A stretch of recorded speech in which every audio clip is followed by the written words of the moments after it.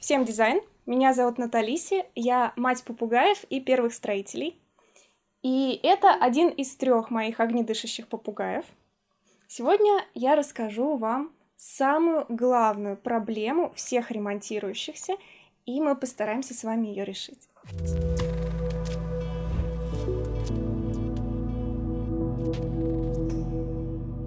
Знаете, какой самый частый вопрос вы мне задаете?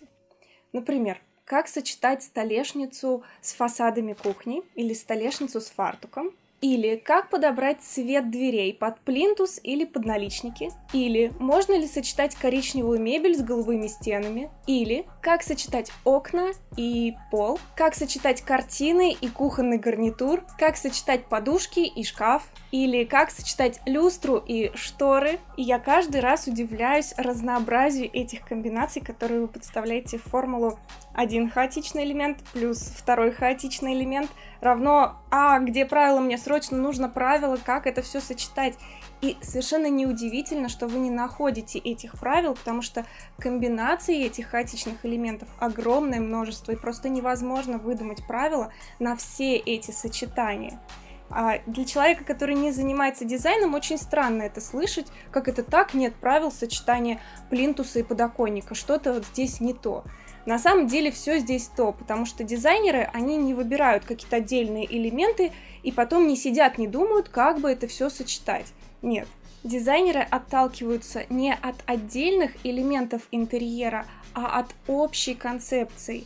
Они размышляют стилем, размышляют концепцией, отталкиваются от контраста, композиций, где необходимо добавить цвета или убавить цвета, чтобы пространство было гармоничным. И это совершенно другой подход. Чтобы решить вопросы по сочетанию, нужно не в упор разглядывать эти плинтусы с наличниками, а отойти на 10 шагов назад и постараться увидеть целостный образ интерьера.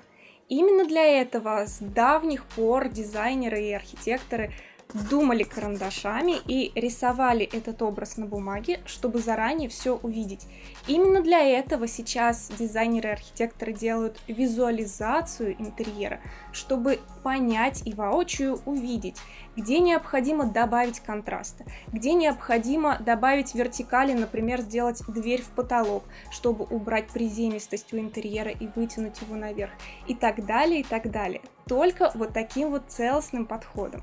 Так мыслят не только дизайнеры интерьеров, но и дизайнеры одежды, стилисты, визажисты, все, кто занимается созданием визуального образа, который состоит из набора элементов. Но в итоге результат мы получаем это образ, а не грамотное сочетание каких-то 2 маленьких элементов, например, туфель и браслета.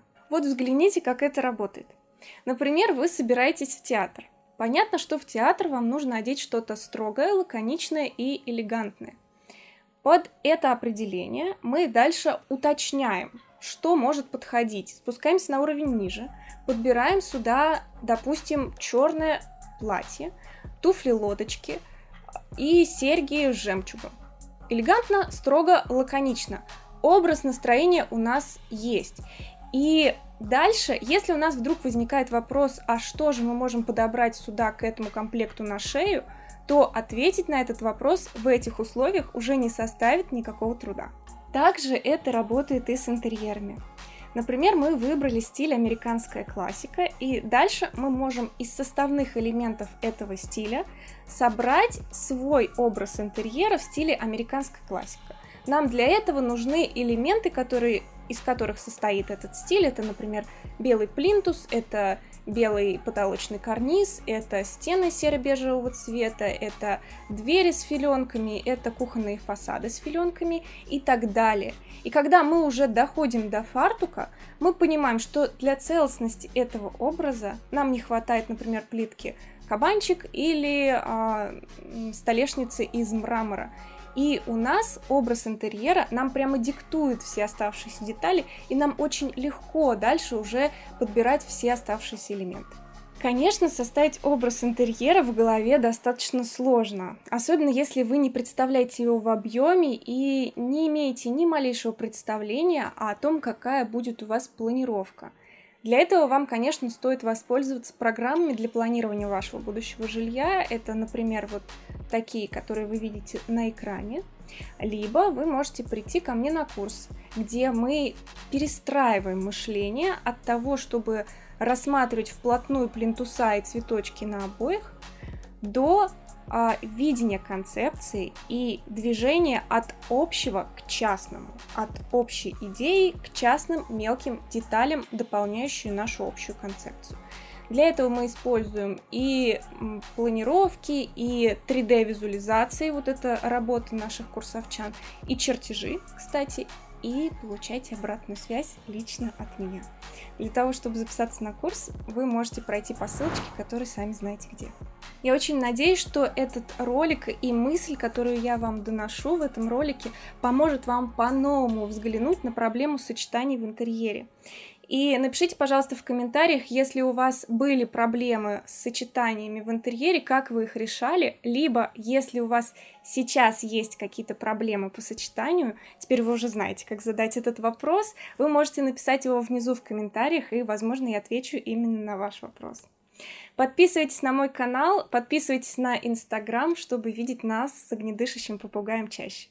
До новых встреч, всем дизайн!